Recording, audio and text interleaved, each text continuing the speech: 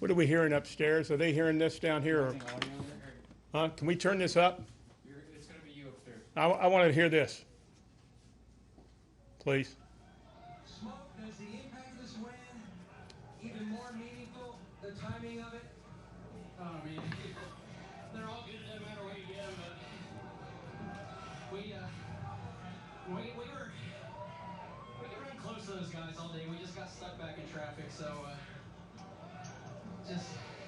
it's pretty ironic. The last one we got was in a Code 3 car, and I'm proud to do it again, but proud of Mobile One and Bass Pro and everybody. They just an awesome job. You look at your legendary career, your 8th road course win, your final year. What does it mean to chalk up another one on your racing resume? Especially at a place you're going to for your last time, that means a bunch. So it's special, trust me. I remember your dad when you won the Brickyard for the first time in turn 2 in the suite. He kept waving you on. That's what he was doing every time he'd go by here. Walk us through that exciting last lap, and then Hamlin's comments through the window after. I made mistakes the last 2 laps. I had a little bit too much rear brake for turn 7, and wheel hopped it 2 laps in a row. But you know, I felt the nudge when I got down there, and he knew where it was. I mean, he did the right thing doing it there, but if I could get to him, he knew it was coming, and he just told me he was proud of me. I mean, he knows what it means, and you know, we were teammates for a long time. We respect each other a lot.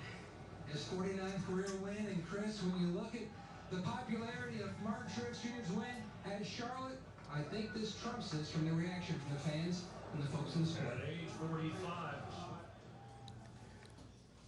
Okay, we're going to roll right into our post-race for today's Toyota Save Mart 350 here at Sonoma Raceway. And our race runner-up, and certainly put on a heck of a show for us here today, was Denny Hamlin, driver of the number 11 FedEx Cares Toyota for Joe Gibbs Racing. Denny, I know you're very disappointed, but just talk about this race today and maybe those last few laps, if you would, please. Yeah, we had a really good car. Obviously the best road course car I've had, and led some laps. It was very competitive. I had a bad restart, and the 78 got biased. I don't know if we got a bad one, but Tony got a real good one, or that outside line or the inside line got a good start. That allowed Martin to get around me, and I just burned up way too much of my tires trying to get back around him. And obviously that last run, my car was the worst it was all day. I just didn't have any forward drive, probably because I was burning them up trying to get to Tony and around Martin. But just like you heard Tony say, I thought with two or three to go, he pretty much had it, but he made a couple of mistakes and allowed us to get pretty close. And then we both wheel hopped into 7, and I just let off my wheel hop a little bit so I could get to his rear bumper and get him, out of the groove just a touch. It was perfectly executed, but I was going through the S's knowing that I needed to get the biggest gap that I could going in 7. When he was, I think, two back or so going in 7, and I didn't run a low enough line in turn 11. From wheel hopping in turn 7, I got the rears hot, wheel hopped it a little bit again, got out of line, and obviously gave him the inside line. And once I knew he had position and we had a wall on the other side of us, that I knew pretty good chance that we were going to go in the wall. So, I don't think he was going to leave it to chance a drag race at the coming off turn 11. So,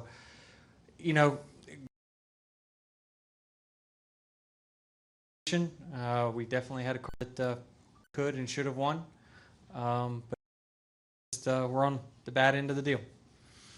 Questions for Denny? We'll take a couple. Go ahead. Go, Bob Pockris. Bob Pockris, ESPN. 2 questions. First, did you run turn 11 kind of knowing that if he could get to your bumper that he was going to turn you, and so you had to make sure there was separation? And second, can you tell us kind of what you told him when you leaned your head in the car? Yeah, I knew I needed a big gap. I didn't know if he would, physically spin us out. I thought that there was a very good chance of it. because, you know, that's his opportunity to get in the chase ultimately. I mean, how many more chances is he going to have? You know, I think that this is, you know, by far the best he's run all year, and he's in his final season, so his give a shit factor is probably very low, to be honest with you. So I think that you know, we were in a tough spot going into the final corner no matter what, but I still didn't execute as good as what I should have. Let's go over here to George, and then we'll finish with Jerry. Oh, I'm sorry. Yeah, it's just private stuff, really. I mean, I've known Tony for a really long time, so a little heart to heart. Let's go, George. George Winkler with NASCAR.com. You talked about he left the door open for you. What exactly did he do to leave the door open for you? He wheel hopped two laps in a row into 7 and missed the corner quite a bit, and that allowed us to get in shouting distance. I mean, my biggest problem all day is I wasn't very good on the second half of the track. I thought my car was very good up until turn 7, and then down the hill in 11, we just were not very fast for whatever reason. And that's a problem I've had here for 11 years. So I just knew I was trying to gain all the time I could down that hill, knowing I needed a big gap, and just, you know, I just heated up the tires too much going into the final corner. I've blown them through them for the 2 laps before, spinning them. I wheel hopped twice before the final corner, and just, you know, the car wouldn't take it. It wouldn't take the braking zone that I had before. So it's part of racing. I mean, this is it's fun road course racing, and we just, you know, even though we were on the short end of it, it was fun to race. Finish here with Jerry. Jerry Jordan, Performance Racing Network, kicking the tires. On Thursday, you said, you know, when you were a rookie, you had the chance to spin Tony and go for the win for your road course. Here, you got past him, and then on the last lap, any thoughts reminiscing on all of that now? Yeah. Thank you for the reminder. But you know, we were talking about it today in the hauler. You know, my rookie season. Jeff Gordon, you know, gave me the rookie chop with a few laps to go at Watkins Glen when I was running second.